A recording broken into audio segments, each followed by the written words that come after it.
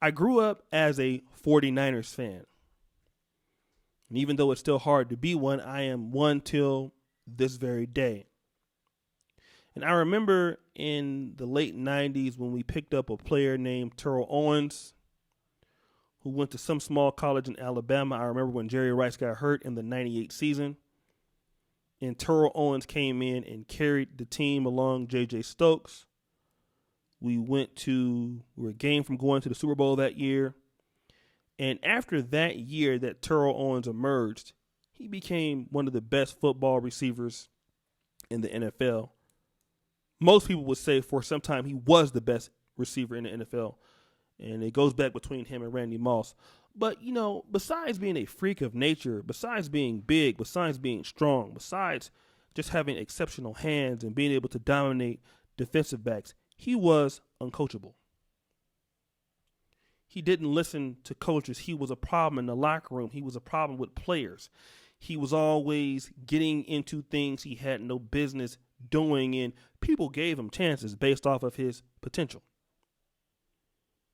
Well, let's let him slide here. He is a great athlete. He performs well on the field. But, enough was enough. DeMarcus Cousins was very similar with the Sacramento Kings. He put out a lot on the basketball court, but he's uncoachable. And it gets to the point that the potential is so great, but the bullshit is greater. You let him go. You trade him. You say, if you want this motherfucker, somebody come and get him. I'll let you go. Let him go for almost nothing. Sometimes they demand the trades and teams are just ready to get rid of them because their problems outweigh their potential. And see, I like what teams do. They just never complain about players who are doing bad. If they're not performing, they don't do well, they get rid of them. They get them out of there and they move on. But black men are complaining about a group of women who they feel are uncoachable. We will call them the Uncoachable Keisha. She is the one who has an issue with black men. She doesn't take black men serious. She would rather be with a non-black man, or she would rather be single. She doesn't want to be a wife. All of these things, no matter what you do, she's uncoachable. Let me go back a little bit. I messed up here. These teams that tried to keep Terrell Owens on the team and DeMarcus Cousins on the team, they've tried to talk to them. Hey, what can we do to make this relationship work? What changes can we make? We really want you to be here. You have a lot of potential. Why can't we work it out? And I believe that black men are saying the same thing towards black women who have certain issues with them. Hey, listen, we really want to be with you. Can we talk? Can we work it out? What is the issue that we can go through? And a lot of us brothers are looking at the potential that black women may have as wives, as mothers. We feel that our complaining is going to, some people, not all, but their potential as women, their potential in the black community, their potential as wives. We don't want to let that go because we're thinking about what she could be, what these group of uncoachable women could be. They could be this. They could be that. But, baby, we're looking at your potential. But, brothers, let me tell you something. Focusing on women who are uncoachable, who don't want to listen to what you have to say, they are not interested in what you have to say. At this point, you would be a fool to complain about a group of women who you feel have no hope. If you feel that these women are uncoachable. And I would say there are, I don't know the percentage, but there probably are a great deal of women that no matter what you do, could be you want to improve yourself in certain aspects. You can make more money. You could do all types of things. certain women are just not going to want to be under your program. That happens. I've experienced that in Africa. I know other black men have experienced it in different places. Some women are just not going to want to deal with you because you are a black man. They're not going to want to be under your authority. But see, here's the mature thing about it that you have to understand. You got to be okay with that. Just like there's some players in the NBA who don't want to listen to head coaches. There's some players in the NBA that have a lot of potential and have a lot of talent. Just like there are a lot of beautiful black women out there who have a lot of beauty and have a lot of, potential and have a lot of skill set, but they don't want to marry you. They don't want to deal with you. And you got to be able to say, that's fine. Because you can never try to build a family with a group of people who don't want to be there. See, a lot of black men don't want to just let black women go. For whatever reason, because they like them, they like the way that they look. They really dislike them. For whatever reason, there are some brothers out there that can't let black women go. They can't not mention them. They can't talk and stop talking about them for whatever reason. That's fine. I mean, I understand. But if we say that 30 or 40% of these women are uncoachable and they have no hope, then there is no hope with those particular people. Those people are discounted for the discussion. Those people don't even deserve your time. They don't deserve your effort, because no matter what you do for these people, it's not going to matter. For certain women, a white man is always going to be better than you. For certain black businesses, a white business is always going to be better than you. For certain things, a white blog is always going to be better than you. A white podcast or a whatever podcast is always going to be better than you. And people are always going to come up with excuses as you are doing well to belittle what you're doing. They'll find holes to always criticize what you're doing because they will never fuck with you no matter how good you have been. And let me give you an example of what I'm talking about. Look at Earl Spence in the fight he just had. I mean, the guy has shown himself to be a great welterweight champion. No matter what he can do, his own people don't believe he can win the fight. Bernard Hopkins, everybody else talking about this man. He can't get no support from his own community, even though the man is a champion. So no matter what you do, you're never going to be able to convert Uncoachable Keisha to coachable wife. It doesn't matter if she's a lawyer, if she's a doctor, if she is what you call a thought, if she is any of these other things.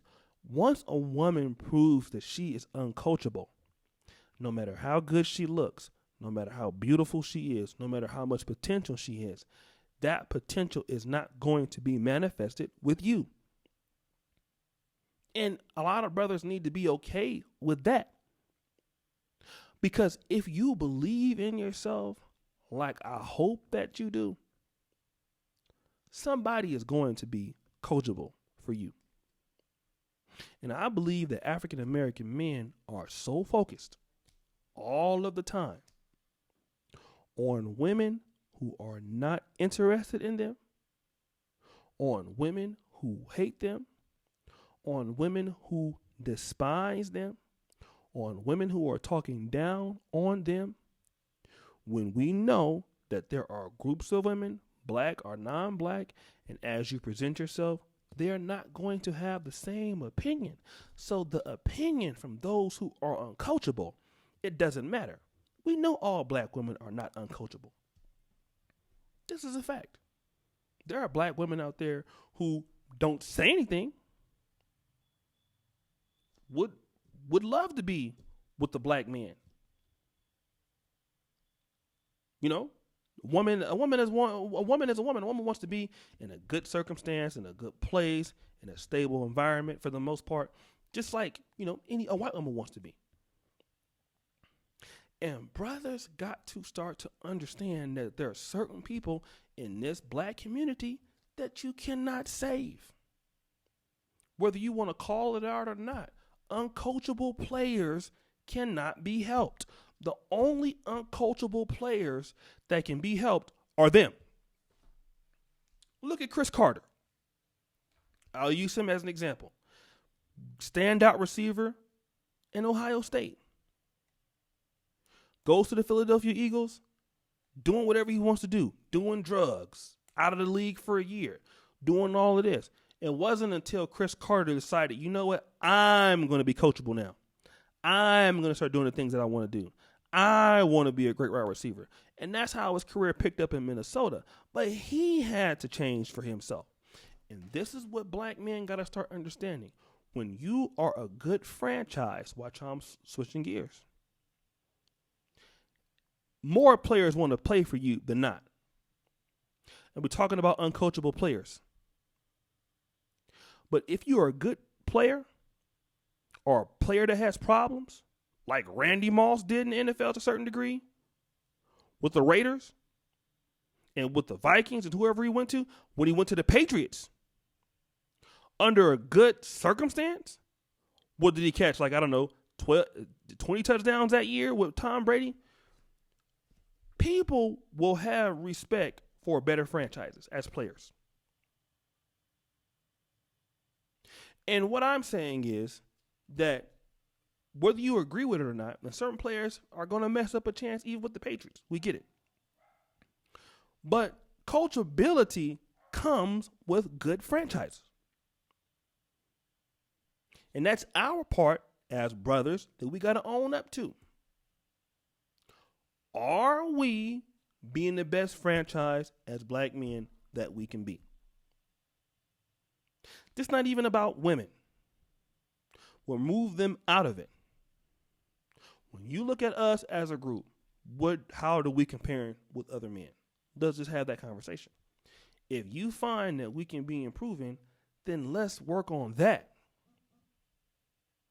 And then when you have the industry, you have your own stuff together, you have things as a unit that we can move, people who are going to be coachable are going to move towards that direction. You can't even turn all of them. You have to turn a lot of women away. Let you start having conferences, let you start having beauty contests, let you start doing those type of things that other groups of men do and things that black men used to do with black women. You're going to be able to have your pick of the litter, brothers. That's just what happens when you're around the things that you're producing. We got to have that honest conversation, but we cannot be complaining about women that we probably really don't want to be with. Don't nobody want to deal with a woman that's loud or obnoxious or, as someone would say, a serial single mother. Okay, we understand that. They're not even in the conversation no more. When they have those qualities, brothers, they have already excommunicated themselves from dealing with a good black man like you. In order to even get into the conversation, they have to change that. But see, here's the thing. We have to be, again, working on building that black man franchise. And it don't take much. Because like I always tell you, brothers, we have the money. We have the talent. What we really need is black male unity.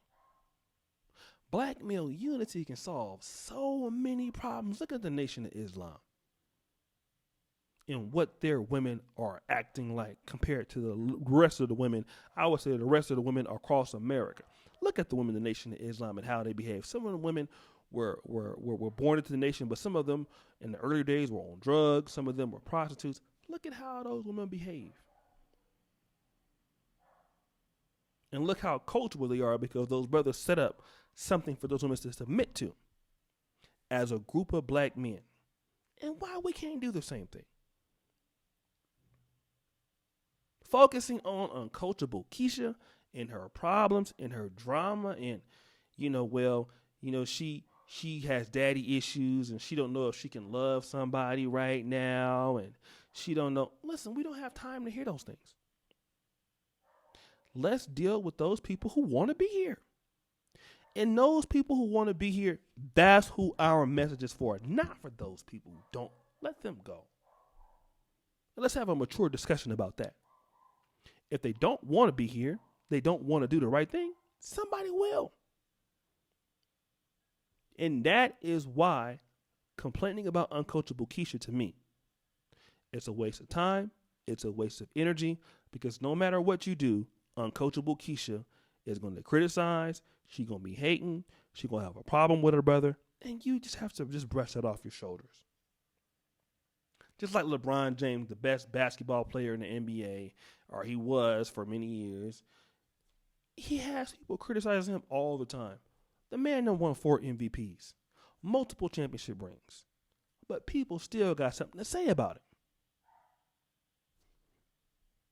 But anyways, what do you brothers think about this? Subscribe to the channel. Hope you enjoy. And as you know, the buffoonery remains at an all-time high. I'm out.